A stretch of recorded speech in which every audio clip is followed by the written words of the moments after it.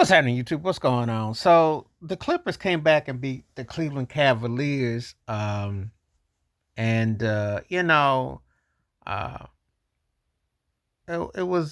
a trip when I saw that game because Kawhi Leonard, he had 33 points. He looked good last night. Kawhi was looking fresh out there on that court last night. I tell you, Kawhi Leonard is like that relative that gave you these gifts or gave you a stack of cash or something and then vanished.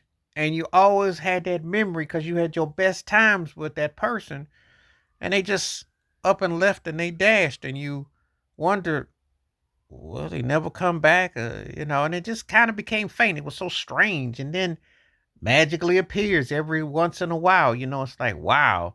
And it's like you long to have that with consistency, but the reality.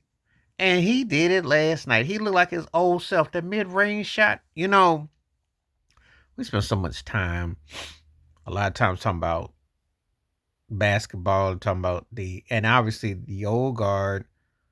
Can I say that? Steph Curry, LeBron James, Kevin Durant, you know, they get mentioned. But this man gets left out of it because he has been mainly in load management since he came to the Clipper land. It didn't turn out. I'm great to see Tyronn Lue getting something out of him with James Harden. They bringing back the old Panther party, if you will. Harden looked good last night. Had that shake and shimmy last night. I saw the play. Brian Shaw filled in for Tyronn Lue, who was out.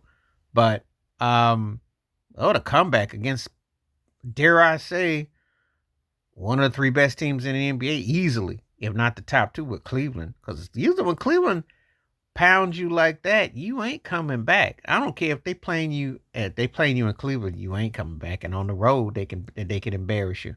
So that was an impressive win. Zubac got off, Harden got off, but it was Kawhi Leonard. Kawhi Leonard is one of the most frustrating greats ever because if this man was healthy or played with regularity, we might be having a different discussion of certain rankings. I will say this. He's the only one of those main three of the four, the last 10, because he does belong. He's won 2 rings. He was in multiple finals. He was a multiple finals MVP.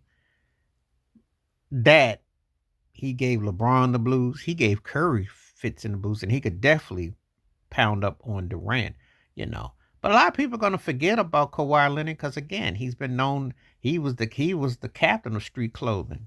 He gave merch out to Anthony Davis and the others, and Joel Embiid and others who have been definitely proteges. The Jordan apparel, where there was the load management apparel, and Kawhi Leonard has been the captain of it. He's like been handing out. You get to sit on the sidelines with your clothes on. You get to sit on the sideline with your clothes on. But when the guy plays, people forget how dynamic. I mean, the physicality, the strength, that mid-range shot, which is a lost art today. People don't understand to have that power, that strength to shoot that thing like that, but not have to rely on always running behind the 3 line. He could do that too, but driving to the hole with authority.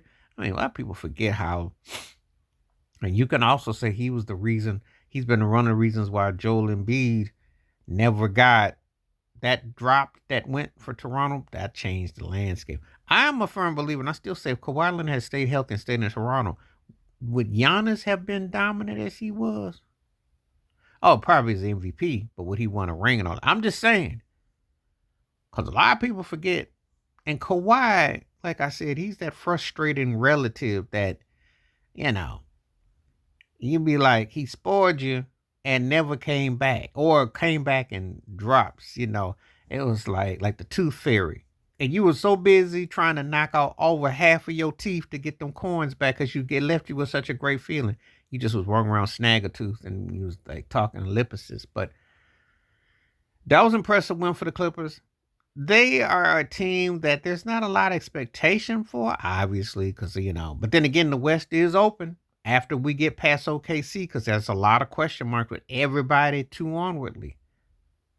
But wouldn't it be something if that magic of Kawhi Leonard actually came to fruition? Why he went to LA, why he snubbed LeBron James and Anthony Davis, which turned out to be a smart move in hindsight. And after all, because he was not going to play second fiddle to LeBron, but LeBron would have gotten frustrated with the way this cat was wearing that apparel all the time. But make no mistake about it, you see why LeBron won him. But when he balling and he healthy, this is the only one of the cats I can still say this about. Even at where he's at now, he could come back. And I still say if he's healthy for a full season, he would easily be a top 10, 7 to 10 best player going in the world easily. Because he could, with his defense, and it's not what it was, but that offense that he got, oh, buddy, you can't teach that mid range. You can't teach what he could do. So, and for one night, he reminded you of what it could have been like. Yeah. But like that relative that went off and never came back, or was gone for a long time and changed identities and went across the sea and you didn't know what had happened. This is that return. It's crazy. It's crazy. But anyway, let me know what you think about the Kawhi Leonard vintage Kawhi last night and their comeback against Cleveland. Please like, subscribe, welcome thoughts, comments, and I do respond. Thank you. Wash your hands. Keep your mind clear. Watch out for another shit if you like and hit that membership. Stay safe, stay blessed, stay woke, stay free. I'm out. Peace.